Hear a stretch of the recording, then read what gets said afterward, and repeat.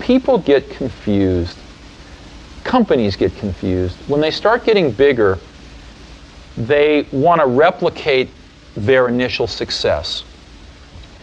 And a lot of them think, well, somehow there's some magic in the process of how that success was created. So they start to try to institutionalize process across the company. And before very long, people get very confused that the process is the content. And that's ultimately the downfall of IBM. IBM has the best process people in the world. They just forgot about the content. And that's what happened a little bit at Apple, too. We had a lot of people who were great at management process. They just didn't have a clue as to the content.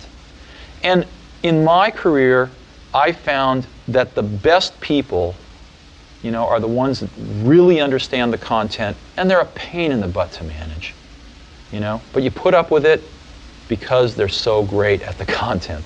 And that's what makes great products. It's not process, it's content.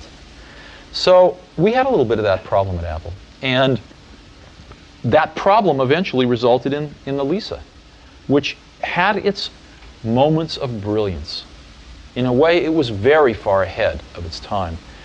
But there wasn't enough fundamental content understanding. Apple drifted too far away from its roots. To these Hewlett-Packard guys, $10,000 was cheap. To our market, to our distribution channels, $10,000 was impossible. So we produced a product that was a complete mismatch for the culture of our company, for the image of our company, for the distribution channels of our company, for our current customers. None of them could afford a product like that. And it failed. Now you and John Couch fought for leadership of the Lisa. Absolutely, and I lost.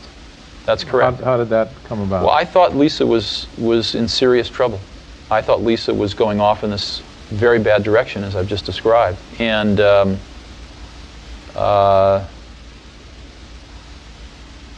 I could not convince enough people in the senior management of Apple that that was the case.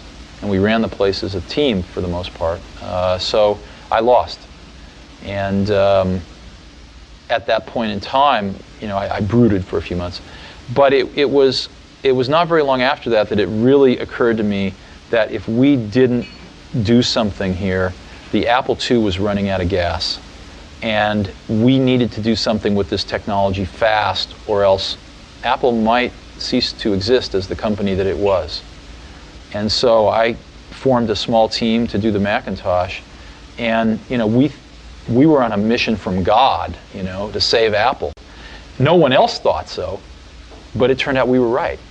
And as we evolved the Mac, it became very clear that this was also a way of reinventing Apple. We reinvented everything. We reinvented manufacturing. I visited probably 80 automated factories in Japan, and we built the world's first automated computer factory in the world in California here. So we adopted the 68,000 microprocessor that Lisa had. We negotiated a price that was a fifth of what Lisa was going to pay for it because we were going to use it in much higher volume. And we really started to design this product that could be sold for $1,000 called the Macintosh. And we didn't make it. We could have sold it at $2,000, although we came out at $2,500. And we spent 4 years of our life doing that. We built the product. We built the automated factory, the machine to build the machine. We built a completely new distribution system. We built a completely different marketing approach. And I think it worked pretty well.